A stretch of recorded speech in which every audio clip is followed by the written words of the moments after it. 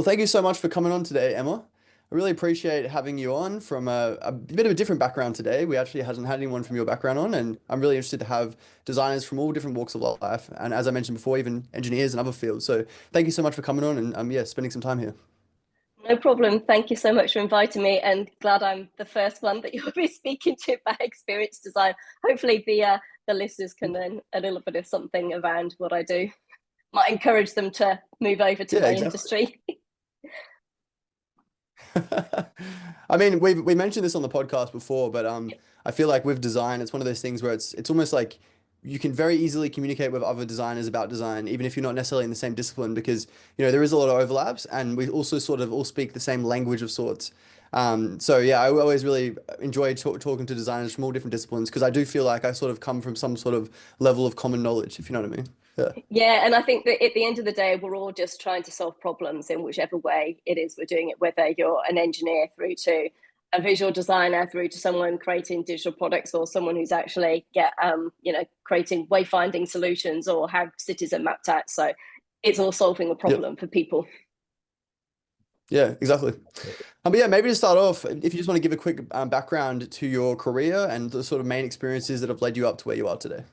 Yeah, so I guess I'll start. So yes, I'm based in Australia, but I'm actually originally from the UK. So I've I've been into design since I was tiny. So it was always the thing I wanted to do from the age of like 10. It was always going to be some sort of design creative career.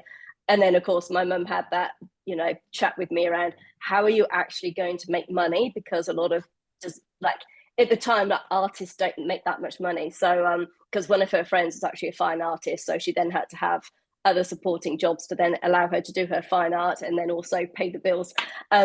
So yeah, but then I was extremely fortunate in the UK in that the school I happened to go to just did every area of design. So from the age of I would have been 13, 14, I was actually studying graphic design. Then I was also doing woodwork, fine art, and then 3D modeling. So I, from a very young Oh, wow. age, was across all of those different areas. So for me, and even typography as well. And then when I was doing what you call GCSEs in the UK, I did technology as well as graphic design. So I was actually the first person in the school who'd ever created contemporary graphic design. And that was just because of my teacher. She introduced me to typography and contemporary design. And and I think when you have such an inspirational art teacher, that really kind of then paves the way for you as a designer. So yes, I did that, and then my A levels, and again, I was very fortunate. The school I went to, I was able to do A levels across three very different art subjects, which most people at the time could only have the option of fine art. But I was lucky that I was able to do it across graphic design and then get more the technology. So yeah, that was fantastic. And then in the UK at the time, because most people would only study art, they then couldn't go straight to university to then study a design like discipline because you needed to have that breadth. So what you would then do is do what they call a foundation course. So it was a year at a specialist art college where you do everything from printmaking to photography, 3D, like every area of design you could think of. So it was just one big campus full of creative people doing all sorts of crazy things. And you do that for a year and you try every area of design. And then you get a feel for what you like, what you're good at, and then where you want to go. And that's when I focused on graphic Mm, design. It was just the thing that really appealed to me. So I then went yeah. to university to then study graphic design. But unfortunately, when I finished my degree, so this is not to show too much of my age, but back in the day when I was doing my degree, that was when Flash was just coming in. So we were actually Mm, trying to say to people, we don't want to do director anymore. We want to actually learn Flash because that's the new thing. um, and then when I came out of university, that was actually during the .com. So it was actually extremely hard to get a job. But I had a very mm. varied portfolio because of my background. So yeah, I worked in a few different design agencies, and then I was working in London at a time for a design agency, and my boyfriend at the time, now husband, we've been together a long time. He phoned me up one day and he said, "My job's moving to France. We've got a decision to make. shall we move to France? Do I take the redundancy? I was like, let's just go to France. Let's just try it out because, why not? It's pretty You're easy when young. it's only just across the canal when you're in Exactly. England. And Yeah. and of course, you've got no constraints when you're younger of like, Mm. family or anything. You could just go. You don't have to take kids with you. So we went to France, but actually what kind of changed my career during that transition of moving to France was I was looking for freelance work at the time, and it was quite hard in the part of France that we were in. Um, as soon as they knew you were English, they weren't always receptive to you getting a job, and then there was also that language barrier as well. But so I was then looking for freelance work. So I was actually doing freelance work for a few people in the UK. Um, and then I was talking to an agency, and they were like, "Look, we've got this great client that needs some help freelancing." I was like, "Awesome! I could do that from France. It'd be great." Um, so I went along for the interview. It was actually with Jack Wills, the clothing brand, who are now in Australia. So Yep. went along to see them. They told me some of the problems they were having, and I explained to them how it should work, what things were going wrong with their branding, why their catalogue, like how it could be improved, what was wrong with the photography, those types of things. And they were really keen to get me in there to then like head up the design side. But what the Mm. agency hadn't explained is they told us two different stories. They told me it was freelancing, but they actually wanted a full-time designer, and the agency hadn't told them I was living in France. So Oh, it then it's a bit of a problem. So anyway, I actually sat down with the founder of Jack Wills, and I said to him, "Well, this is what I was told." And he's like, "Well, this is what we're looking for." So we came to an agreement that I would then work from France for 9 months and then just go back and forth. So I was just back and forth driving across the border. And back then, this is when the internet was pretty slow. So you're putting together this catalogue which had to meet the deadline no matter what happened. It had to meet the deadline, otherwise they would lose so much money in revenue just mm. from the catalogues not reaching people's doors in time. So I would literally save the whole thing on an external hard drive and then get a taxi from where I was staying in London to the other side of London. It's sort of 2, 3 o'clock in the morning. So this taxi would just drive my hard drive to the printers because it was just going to take forever for it to actually upload. So I did that, and then it came to the point of us moving back from the UK, and I had a decision to make around what was going to happen with Jack Wills. I promised them that I would go and work for them full time, and that was the plan. But deep inside of me, I didn't want to do that. I wanted my own company because I'd now experienced what it was like sort of having my own clients. So I sat down and had a chat with them and said, I want to make or break it within a year. I want to give it a go and have my own company, and I want you to be my client. And they said yes. So they became my Well, first, yeah.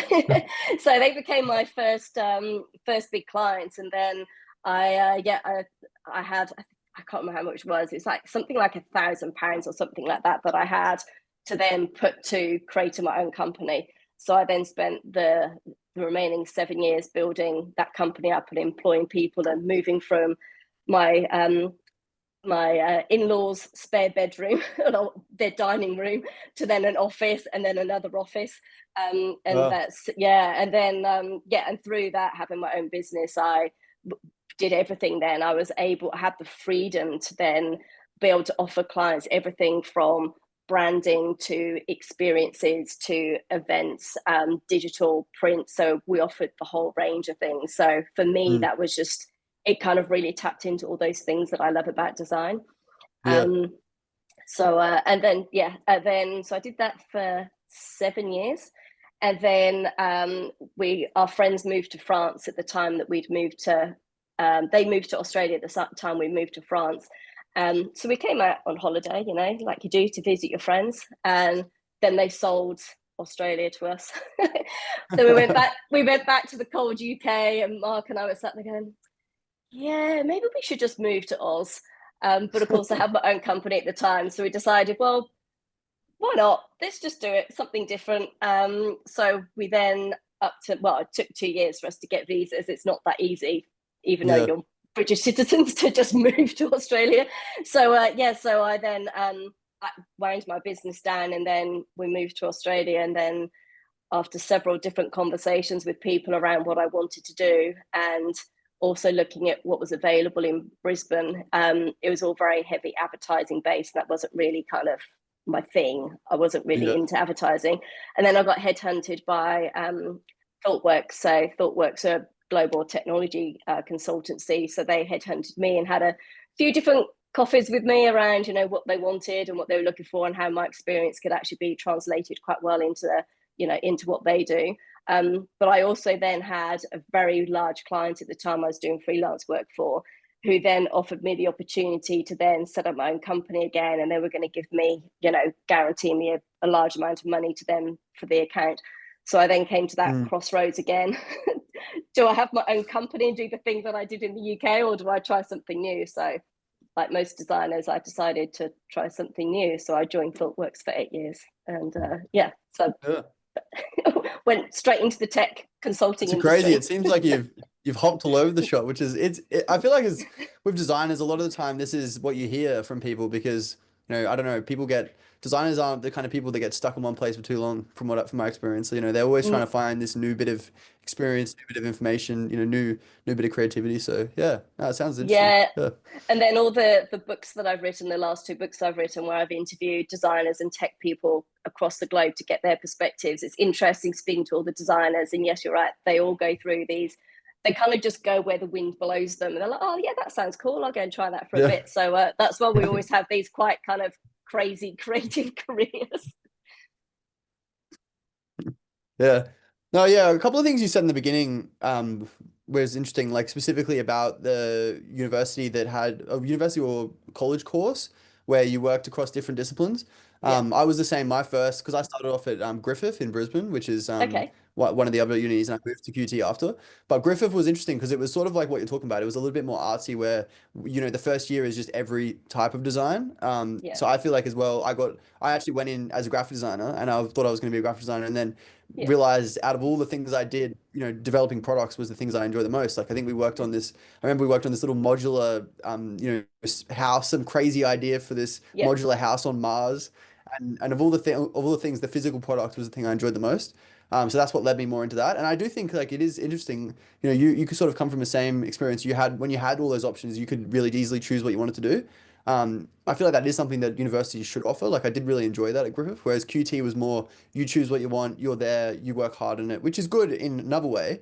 But if you're in the wrong, discipline and you're not really that passionate about it, you wouldn't really know about all the other options, if you know what I mean. Yeah. Yeah, and I had that with a friend at university. So she started out in graphic design, and then she started speaking to people from the illustration course, and then she went and sort of hung around with them for a bit, and then she swapped I think it was after her first year in graphics, and then moved over to illustration, and it just suited her perfectly. It was exactly where she needed to Yeah. go as a designer.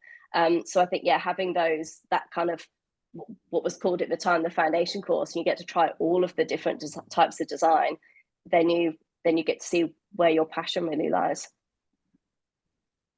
Yeah. No, Yeah, that's great. definitely. Could you explain the discipline of experience design or experience strategy design? Yeah. So I mean, if you go back to the 60s, it was around the 60s, there's the double diamond that we always talk about. So you go wide and then you kind of narrow it down. And I do find when people talk about design thinking, it's I don't like it because a lot of companies think that it's just a linear process that designers go through. So they think that, Yeah. oh, it's okay, she could come in here and then leave there. And of course, we know that's not actually how it works. When with experience design, especially in the field I'm in tech, is I'm actually then really understanding the customers. So going out there, finding out what the actual pains are with the customers. But on top of that, because it's in the tech industry, I then need to understand, well, what are the tech constraints? What are the problems with that? But then I also need to then balance that with the business side as well, because lots of people who first start out in the industry, when they're doing experience design, they're just looking at, how they're solving the pains and what that looks like. But you also need to think about the business. So for me, because I've moved all the way because I've got over 20 years of experience, I kind of think about all of those different lenses when I'm looking at a design. And I've also hung around with a lot of tech people over the years. So experience design is around creating an experience for a human that is intuitive and easy to use, but also has those delighters for them. So it's about thinking through that entire process. So say, for example, if it's an app, then how are they actually finding that? How are they then going through and using that? And what's the experience like for them? But also understanding the situation those people are in as well, and how can we learn from those situations to then make it better for them? So because my background is visual design, then when I was at ThoughtWorks to start off with, I would actually be doing a bit of everything. So because I was normally in a team of, I'd be with 25 developers and it'd just be myself. So I would then be doing, the customer interviews, then doing the visual, like the interactive design, testing it with customers, getting feedback, iterating on it, and then doing more the visual design, and then working with the developers to then build that out. And as in when they came up with problems on the tech side, then working with them to, well, okay, this is the experience we need, but these are the tech problems we've discovered. So how can we still create a really good experience within the constraints that we have? So yeah, it's around creating that great experience. And I'm sure that, everybody listening to this, they've all probably used a product or a service at some point that just doesn't make sense to them and just frustrates them. I've had that recently. We just uploaded one of my daughter's photos to get her immigration approved, that it just wouldn't accept her photo because of the technology they chose. So it's just things like that. So whenever I'm working in that space, it's then understanding all of those different moving parts, but then also understanding what's the business trying to achieve, but what does the customer want, and bringing that together and then working out a roadmap for that. Does that help explain? Yeah. Yeah, definitely. Yeah, definitely. I mean, I definitely think there's overlaps with industrial design as well.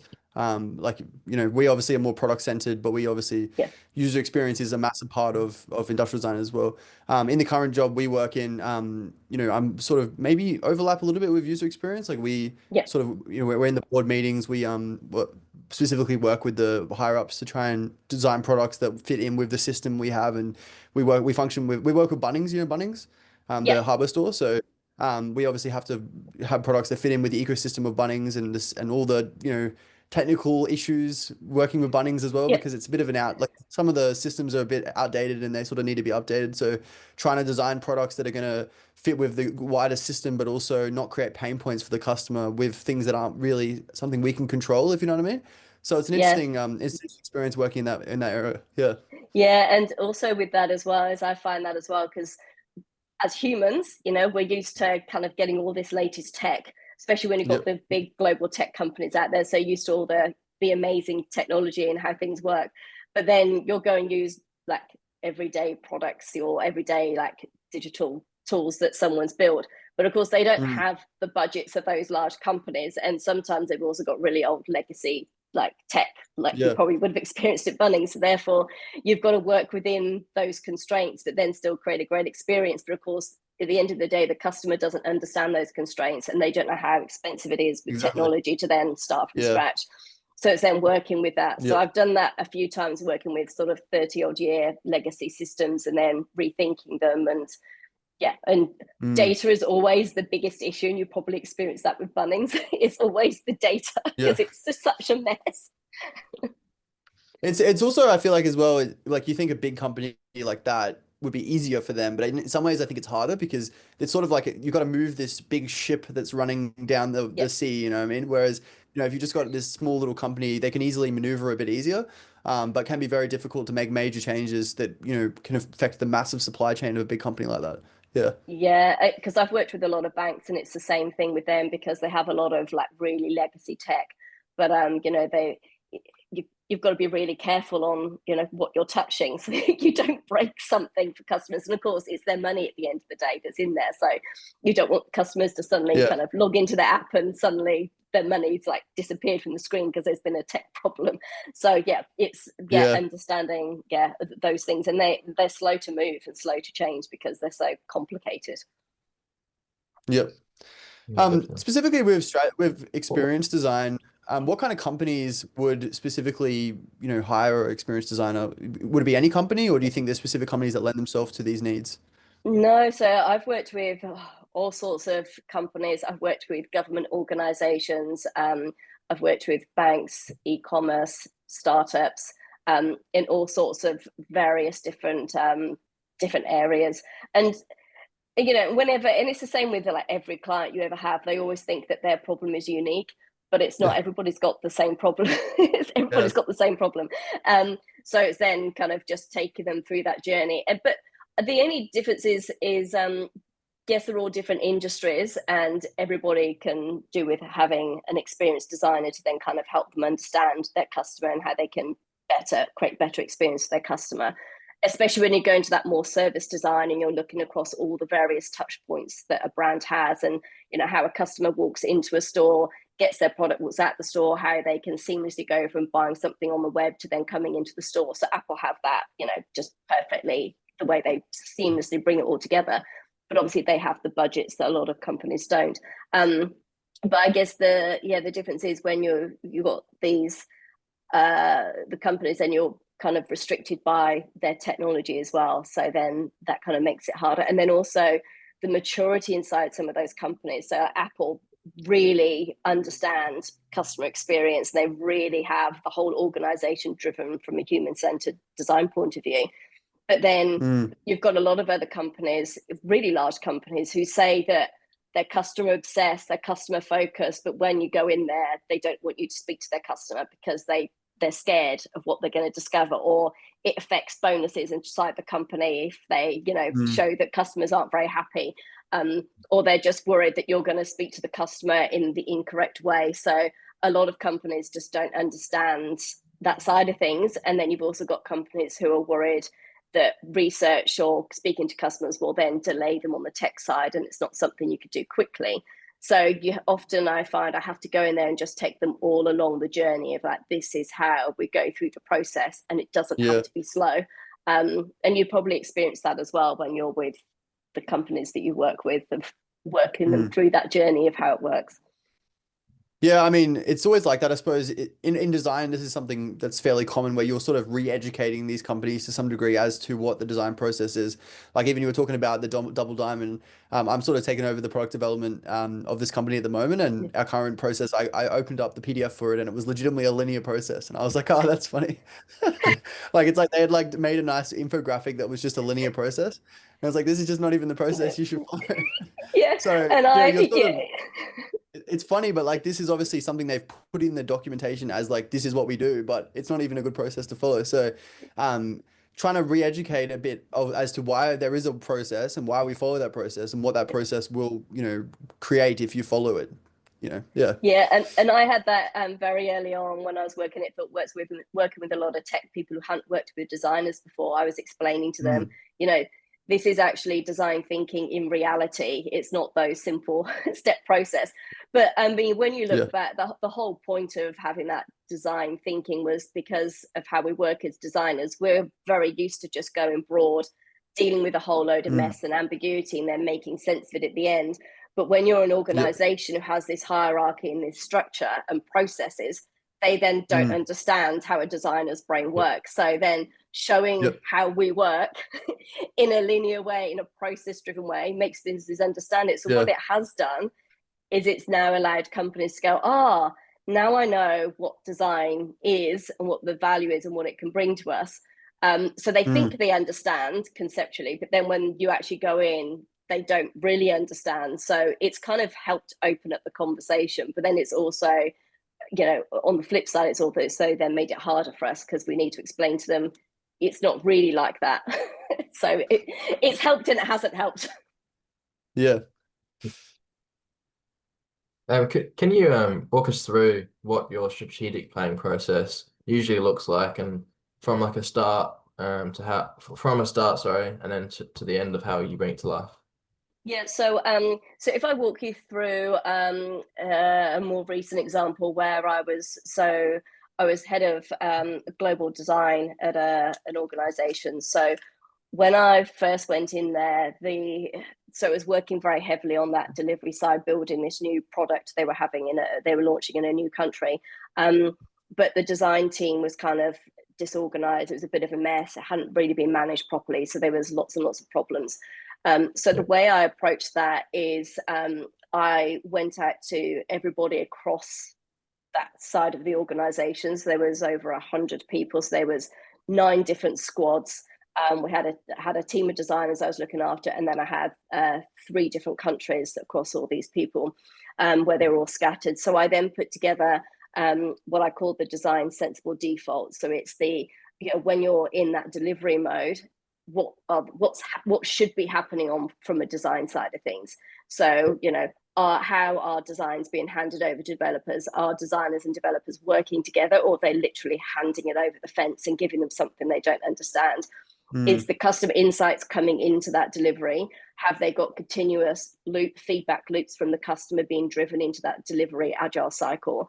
So it's then walking them through, well, this is actually how design should work through that agile process.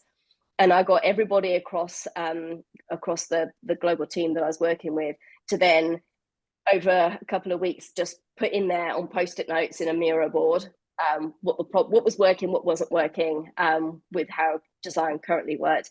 And I had over like 400 comments I had from people, from execs down to junior devs.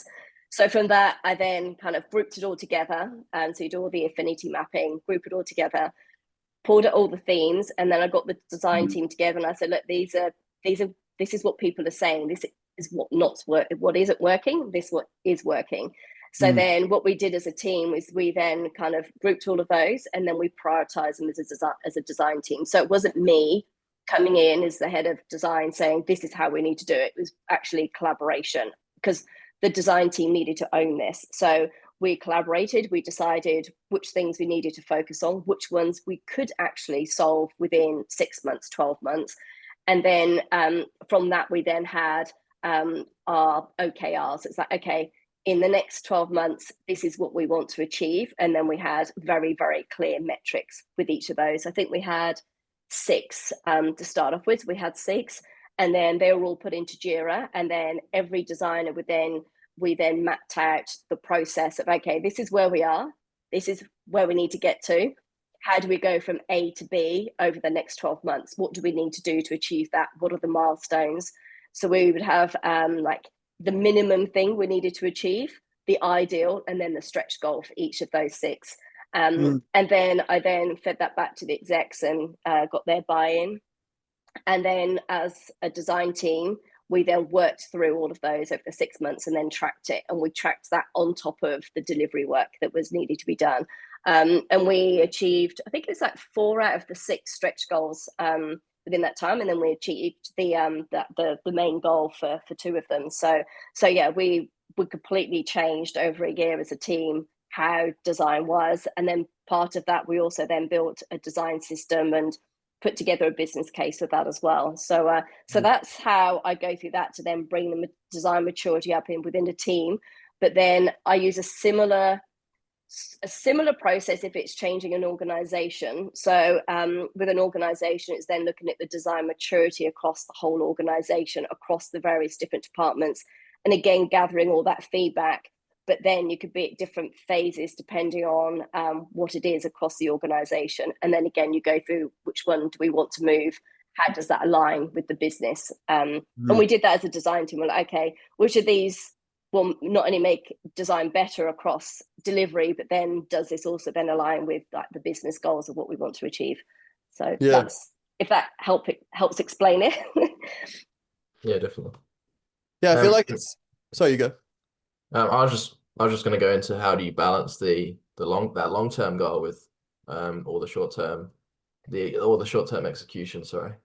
Yeah, so what we do is I always put together a North Star of this is where we want to go. So you've got, because as designers, you need to lead people kind of to the vision of where you want to go through. So get them to the vision, but then you work backwards of, okay, what is actually achievable and how do we do that?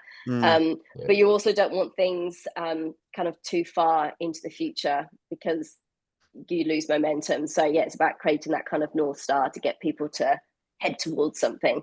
And, you've got to inspire people and bring them along. And then it's also about, doing regular showcases to show kind of, oh, look, this is what we've achieved and this is where we're going. And, get that kind of, people like praise for all the work they do. So then show all the amazing work that the team have been doing and how it's changed things. So we were doing that on a regular basis, just showing like what we did and how we changed things. Mm. Yeah, I definitely. feel like that helps a business in their stuck regimental process as well. If you're constantly reassuring them that this process is working as a designer, you know? Yeah, yeah, and I mean that happens on the tech side as well. So just having those regular showcases where design and tech are both showing kind of what they've achieved and how this is kind of getting them towards the end goal. But then even when we were building the design system, it was about having the regular showcases, not only to the kind of the global international team I was in, but then also then to the Australian side of the business as well. So then bring everybody in the organization along on that journey so they can see that it's not some project that's just being done behind the closed doors in the dark somewhere. It's actually a thing that's happening, and it's actually stuff is actually being achieved. Yeah. Absolutely. Do you see the Australian market as not as design mature as overseas? Like, or do you think we're growing rapidly in maturity? I think it depends. So when I first moved, and actually it's hard for me to say this because I haven't been back to the UK for 7 years, but Mm. when I first moved over here, I was kind of surprised with how far behind things were in terms of technology, especially the speed of the internet. Yeah. but but I think it also depends because we've got some amazing like startups in Australia, some people who Mm. are really kind of changing the game and changing, how things are done. And those companies, are now known globally. So I think it just depends on what industry you're Mm. in as well. So I do Yeah. find that because some companies I go into and I'm like, okay, this is old compared to what you get in the UK, especially when you look at the government like MyGov in the UK and also just how you apply for a passport in the UK compared to Mm. Australia. It's vastly different in Yeah. terms of the 100%. experience, just vastly different. I mean, it took me 2 weeks to get a passport from here for the UK for my daughter, whereas over here it was just taking forever just to get her Yeah. citizenship approved. So it's like those things just made so much harder. But yeah, there are some companies over here who are doing amazing things. I mean, Canva's obviously a great example of that. So Mm. yeah, there's a lot of great things out here. I think it would be good if I think the difference in the UK is that especially in London, I mean, this is obviously going back quite a long time ago, is the Lord Mayor of London at the time was a massive design advocate. So Mm. they would just really help promote design in London. So there was like this huge community, and they really valued what design did and what it brought to the industry. And they also valued, how it would change things as well. So and then there was also a lot of funding as well. In and around London with like tech startups as well. So that was just massively funded. Whereas I find here it's a bit behind with that. So there are some really great people out there with some really great ideas, and there's some awesome startups. But I think it'd be good if the government kind of could help support them a bit more. Yeah. It's sort of a bit harder to get traction initially in Australia, I suppose. Yeah, It's a bit harder to get like sort of off the ground, but once you're going, like, we're as competitive as other countries, I suppose, and especially in the design community, like even in the last few years, I've noticed even since coming out of uni, like the community around design has really exploded.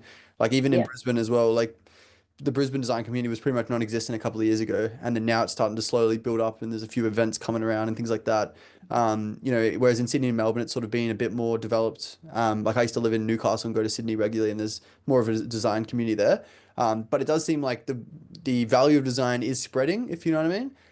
Specifically, sometimes it's a little bit challenging in companies, like even the company I work for, like you're sort of trying to sell people all the time on why design's important, and sometimes it's a bit tiring. Like, it's like I wish people could just sort of understand the benefit. yeah. But it's worth it. It's like worth the fight, if you know what I mean, because one day, like, well, not one day, like pretty soon, really, all these companies are starting to see the benefit of it, and they're starting to bring design, to a higher level in the organization, of higher benefit. Yeah. Yeah, no, I've definitely seen that as well in some companies who really understand design. That Mm. they really value it and they're bringing it in. I mean, I guess some of the companies I've looked at, from overseas, what's made a difference to them is when one of the founders has actually come from a design background. That's when it's really changed things. So I mean, Mondo is a really good example, the bank over there, because it was created by a bunch of people who come from the design industry, so that straight away they're thinking about the customer, and having that kind of lens in it. But yeah, in Brisbane, I mean, you've got the design conference that Matthew runs, so that's like once a year. I know that's really, really popular. And then there's the design thinking. ID Net as well is the new one. Yeah. Yeah, and then you've got the design thinking meetup as well that Joanna runs. So yeah, there's quite a few of those around. So yeah, and it's, you know, a great community. I think the other thing as well, because Brisbane's still a little bit smaller than the other cities, then you kind of get to know everybody. So there is that kind of more community feel as well with knowing each other. Yeah. Just something I've been thinking about. How do you adapt your strategic approach across all the different industries you've worked across? Good question. I guess I'm just a typical designer where I'm just curious, because I really want to understand the industry. I want to understand the problems. I want to understand what that company is trying to achieve and what that company does. But then also understanding, well, what does the customer need? What the pain points the customer's going through? What benefit is it giving the customer?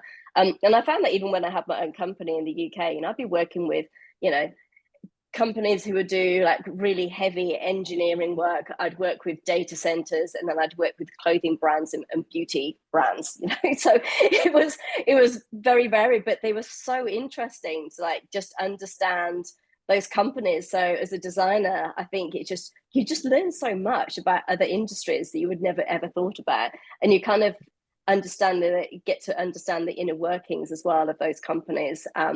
And I was talking to somebody last night at an event, and just understanding how things work in a completely different sector I hadn't been in before, and I was like, oh, I didn't know that's how it worked. So I think just being curious, and then just going through the usual process of, you know, understanding what they're trying to achieve and what the problem is, and, you know, taking them along on that journey. So it might be just nudging them a little bit, or it might be that this is actually how design works, and how we actually need to have tech people in the conversation and business people. It can't just be a bunch of designers coming up with ideas, because we need to think about the whole thing. But that's because I've hung out with a lot of tech people, so I have to think about the whole thing. Yeah.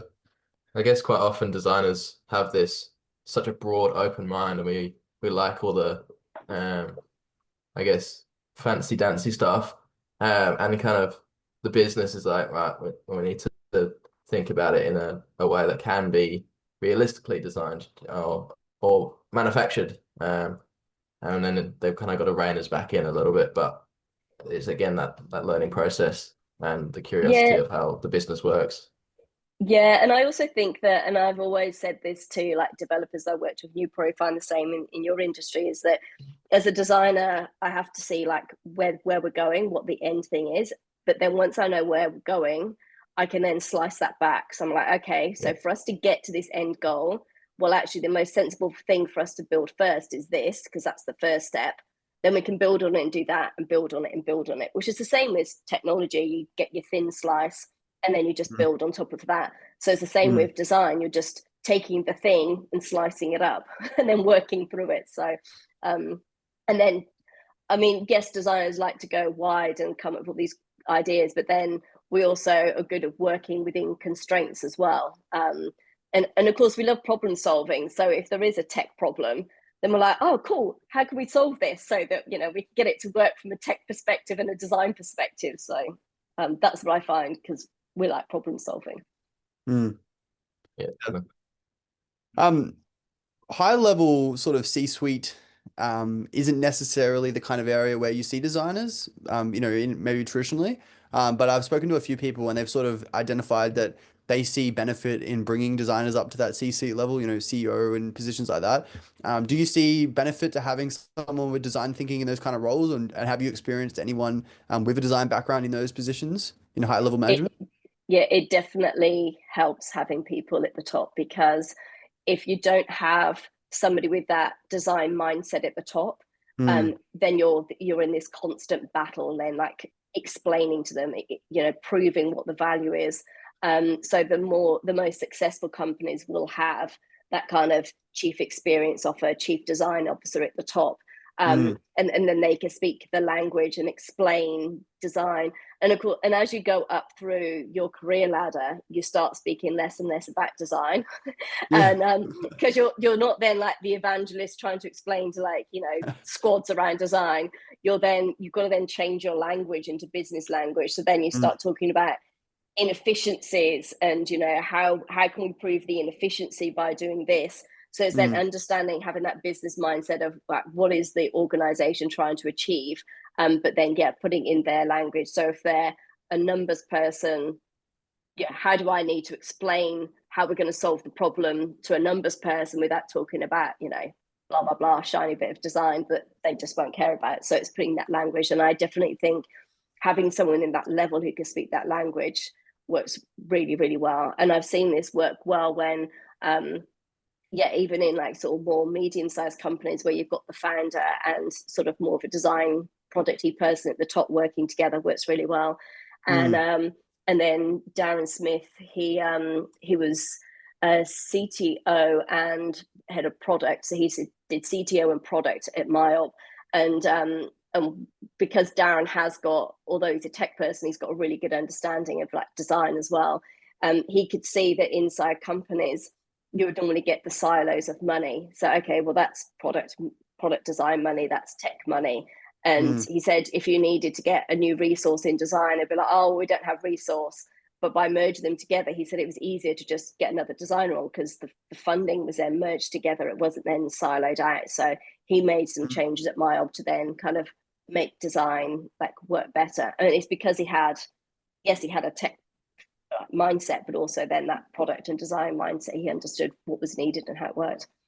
Yeah, okay. So we need more companies doing that, basically.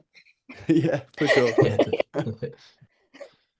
I was just going to ask, how do you go about measuring whether a strategy is actually delivering the results you've aimed for? Yeah, so I think that's all around. I mean, you know, looking at your OKRs and actually making sure that the OKRs, you know, what that's going to achieve and putting those measures in place. But I guess a good example is the design system that we built. Is when I put together the business case, I'd gathered data from different parts of the organization around, well, actually, this is how much tech debt we have. This is how much it costs us to deliver things. This is like, you know, the handover process, like some of the things that weren't working smoothly with design. So I then put together, well, this is how much, if you don't build a design system, this is how much it's going to cost the organization as it scales over the next, you know, 5 years. And it will just get exponentially worse. And then as you expand into other regions, it's going to get even worse because you're going to get more tech debt. It's going to be harder to do things. And then if you want to put a design system in 3 years down the line, it's going to be even harder because now you've got a bigger product. So then we then set out what our measures of success were. So it was improving the developer efficiency. And then we wanted to increase the product from A to AA rating. So we baked accessibility in there. So that was one of the other measures of success. And that was something the company also wanted to achieve. And then it was, those efficiencies as well. And so we had 5 different things. And then what we did is we then we mapped those so that at the very start, our MVP was basically just sending surveys out and speaking to the developers around, okay, you've used our first few components. Can you walk us through how has this improved your life, not improved it? How can we make it better? So we did that iterative process all the way through to improve things. But then we actually built analytics in. So we custom built a tool where we can say, okay, these are all the components we built, and then these are how many components have been used over the month, and then this is how much those components have increased by, the usage has increased by month, and then we also calculated this is how much it costs for development, and then this is roughly how much money, well, how many hours we've saved with developers. So I think within the first month of just launching the first big group of components, within the first month across one team, we'd saved 1,000 dev hours across the first 2 months. So, you know, when you start changing that into dollars, it soon adds up. And if you then do that over a longer period of time, it's obviously costing, you know, the money they've invested at the beginning then kind of comes down and makes that kind of long-term investment worth it. So what we made sure we did through that was then having regular showcase to show where we were and how far away we were from achieving those targets. And then, so constantly measuring that, are we on track? Are we not on track? And then also then when we created the analytics tool, it was a very, we just came up with the 3 things that we knew execs wanted, and we spoke to them to make sure that is this the right thing you really want to track, what's going to help you with, when you're having discussions with the board. So we then built a few other analytics kind of tables in there, and it was accessible to anybody. So at any point, if like head of delivery wanted to go in there, he could go in there and he could say, then he could go back to the business, say, look, this is how much we've actually saved by doing this. So just tracking things and making sure it's aligning to the business and making sure that you're sharing that with people. Yeah. It's good you found a sort of way to, control those kind of results, because I feel like in a lot of time in design, it's very hard to quantify exact, like, because obviously you've got simple things like sales figures and profit margins, but quite often with design, it's a little bit more ambiguous. Like you don't necessarily have a metric you can use. So it's interesting the way you've created specific metrics that, lend themselves to design. Yeah, I was actually speaking to so Erica. She worked at PayPal quite a few years ago, and she had a really good analogy. So that's actually one of my books, her story. So I'll just give you the high level. So what she was saying was they were kind of looking at the inefficiencies inside how things are working, and she said what they actually said to the business was, but for the amount of time it takes you and money and effort to get a new customer on board will take 3 months, 6 months, and this is kind of how much it will cost. But if you're actually improving an inefficiency inside the organization and making it quicker for somebody else, you're actually saving money immediately, like the day that you improve that efficiency. Whereas for you to then, the company to then earn money from a new customer just takes so much longer through the sales process. Whereas those inefficiencies, you can save money, immediately, as soon as, or whatever the inefficiency that you make more money with what you have versus like trying to find more customers. We sort of had, like, the company we work for was in a very similar situation. Like it was previously owned by another company, and they pretty much just changed a whole bunch of internal processes and ended up making millions of dollars a year more than they were before, just basically through efficiencies. Like they actually, I think they're getting, like, maybe I shouldn't say this, but probably less sales than they were before because of like the way the economy is. But at the same time, they're making more money because of the, efficiencies. So yeah, sometimes doing, like, sort of looking at from a design perspective, like what is the problem? How can we fix this problem? The problem might not necessarily be making more sales. It could be, less tangible things. Yeah, and my husband's a mechanical engineer, so he's all around. He's done the Six Sigma training, so with him, it's all around. It's making sure things are efficient and not doing the job twice. You briefly mentioned it there, but I'm interested to learn more about your book. Like you've had a couple of books, now I know. So your new book especially, but then even briefly mention your past book you wrote as well, and just talk about, why did you write this book? What was the specific reason for it? What's the context of it? Who's this book for? Just kind of give a bit of a brief understanding of it. Yeah. Okay, so I'll give you why I wrote my first book. So just for context, I am not great at writing. So I was told at school, typical designer, you're not great at maths, you're not great at English. I was told that I probably would fail my English exam, but I had to get a pass grade in English and maths to then go to college. You had to have that. So I had like English teachers, extra tuition after school. So I'm not naturally a writer, just to put it out there. So anyway, when I had my own company, I was hanging out with all sorts of entrepreneurs who'd, gone on to build multi-million organizations across, crypto, property, everything. And they'd also written lots of books. So anyway, I was meeting up with it was actually Simon Dixon. So I was meeting up with him one day, him and his wife, at the very early days of their business, and talking around what they needed in terms of branding, what they were stuck with when they were building out their new platforms. So I talked to them through the whole process of why, a brand like matters, and why you need to make sure it's consistent across every single touch point, from, print to like the interactions on the web. Everything needs to be consistent so that customers trust you. And then he goes, "Oh, you should put this in a book." I kind of lauged at him. I was like, no, I'm not a writer. He goes, no, honestly, you should. So what he persuaded me to then write a book by saying, I will help you write it. So he said, look, it's really easy. So he then kind of put together the plan. He's like, look, this is how you write a book. This is what the structure is. And I was like, oh, okay. So when he broke it down for me, because when I was at university, I had to write a dissertation as part of my degree. It had to be a 10,000 word dissertation. I thought, well, it's only like 3 or 4 dissertations that I have to write. So actually, that's kind of doable. Even though it took me forever to write my first dissertation, I was like, oh, yeah, actually, that's quite doable. Now he's like broken it down. So once he broke it down, I remember I was on the tube on the way out of London for the meeting, and I started thinking about it. I thought, oh, yeah, maybe I could put all of this in a book. So anyway, I then decided to write my first book. And one of my clients who'd written several books, I used his editor. So Sarah then edited the book for me. And then I was really scared about getting a publisher because I'd heard all these stories about getting a publisher is a nightmare. It will take years, and you've got to find one that likes your idea, that kind of thing. So I decided I would self-publish.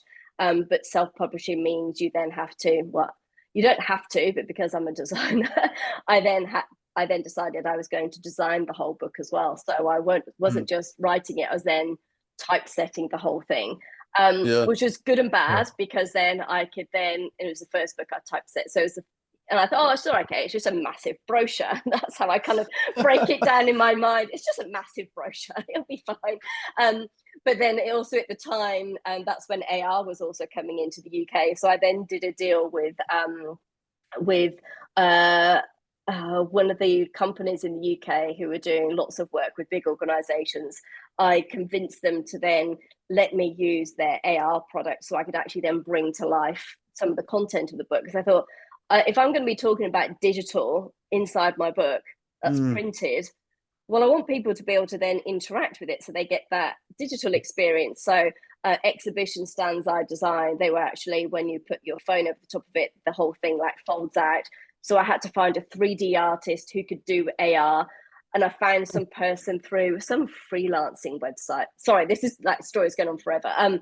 It was a freelancing website that, and I found some girl in America who could do this for me, because at the time it was such a niche specialism with creating a 3D model that could work with AR. So she did all the modeling for me. So I then ended up having the first branded book with AR content in there. So that became #1 in its category on Amazon when I launched it. So not bad considering I was like self-published. And then, so I launched all of that, and that was great. And then, then I joined ThoughtWorks, and my mum kept saying to me, so when are you going to write your next book? I was like, well, I've done one. Isn't that enough? So then I thought, well, I haven't got anything I want to talk about yet that's going to be useful for people, because I wanted to make sure it was useful, because the branding book was useful and it was what business people needed. And it would also help designers. And then after working at ThoughtWorks in the tech side of things, I could just see so many designers just struggling coming into not only the tech industry as a designer and being outnumbered, but then coming into a tech consultancy and then navigating that as a designer, because suddenly you've got to manage tech people, business people. You can't just be this creative person in a creative agency, because you're in a completely different world. And then you're trying to explain the value of design. And it was just a massive barrier for a lot of designers. So I was mentoring a lot of designers. So I then came up with my next book, which is Designed Up. So that's actually helping designers through that kind of transition from when they're, a younger designer. How can they become a design leader? How can they change the teams they're in, and then and start speaking kind of more that business language? So again, I interviewed designers and tech people, and I had some really open conversations with heads of technology, and said to them, so what's your view on design, and what do you think of female designers? So I had these really open conversations and said, have you noticed anything different between females and like males? And they were saying, well, actually, we see it in tech a lot as well. And I had some really interesting conversations with them, and then was allowed to put all of their stories in the book. But I also decided that I wanted to get a publishing deal. So that was like on my bucket list. So I then for that, you have to put together a business case. So I did that. And then I got MIT Press and Taylor and Francis both. I was massively surprised. I thought maybe I'll get one publisher, but I had two then interested in what I was creating. So I went with Taylor and Francis, and they were amazing, allowing me to still have a hold on the design because I didn't want it to be, and I was quite specific with who I went with. So so I then worked with them. And then off of that, with all the other work I was doing, I was then looking at like a lot of design maturity models. So I was doing a lot of that design maturity uplift inside organizations.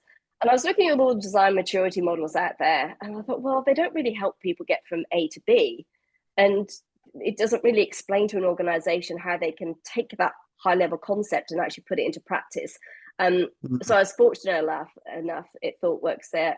One of the clients allowed me to experiment with them. So I experimented on this whole idea of like taking their design maturity up a level. And from that, created a design maturity model. So that's actually in shaping a designed up organization. So the second book is Designed Up, so how to lead as a designer in the tech industry.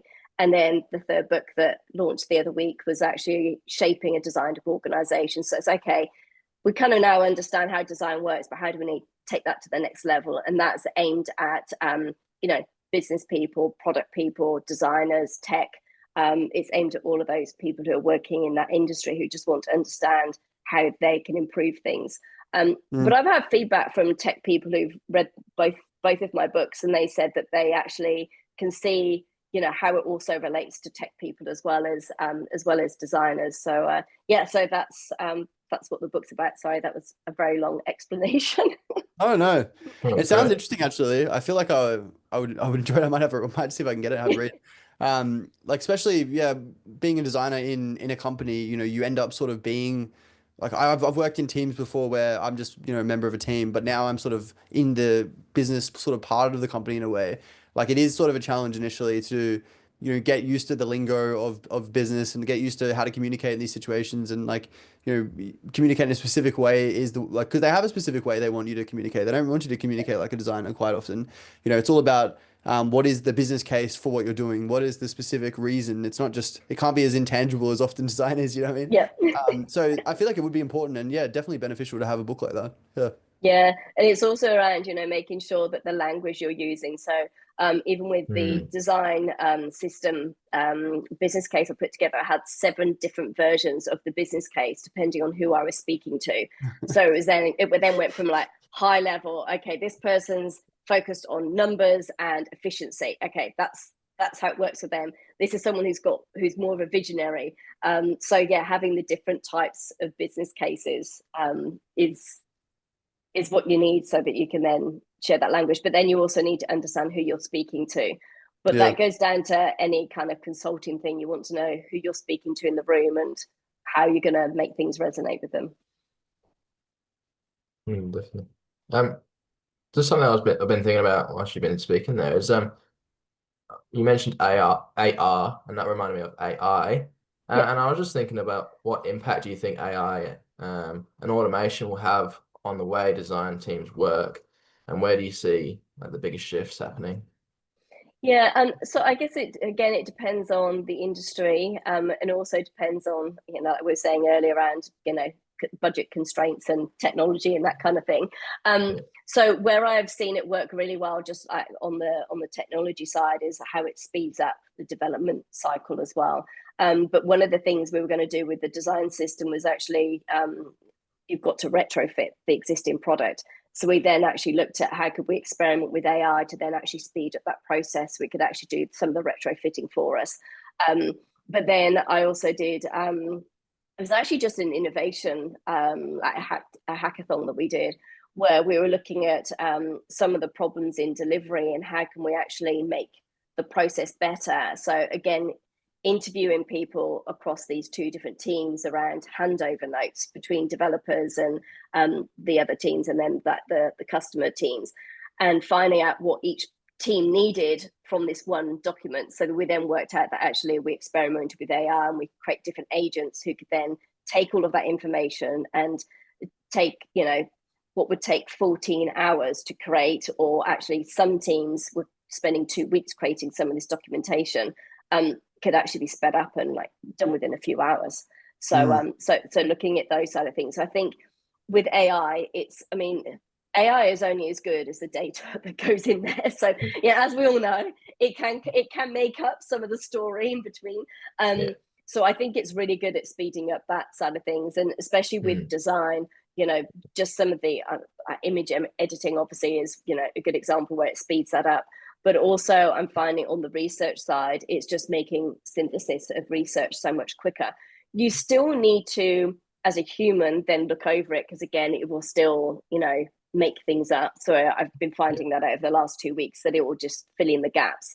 But because I've been part of the research process, I'm like, oh, that's not quite what it meant. And so it changes the context. So it does speed things up, but then you still need to look at it. But the other thing as well, at the moment, AI, isn't kind of from a human, it doesn't think like a human.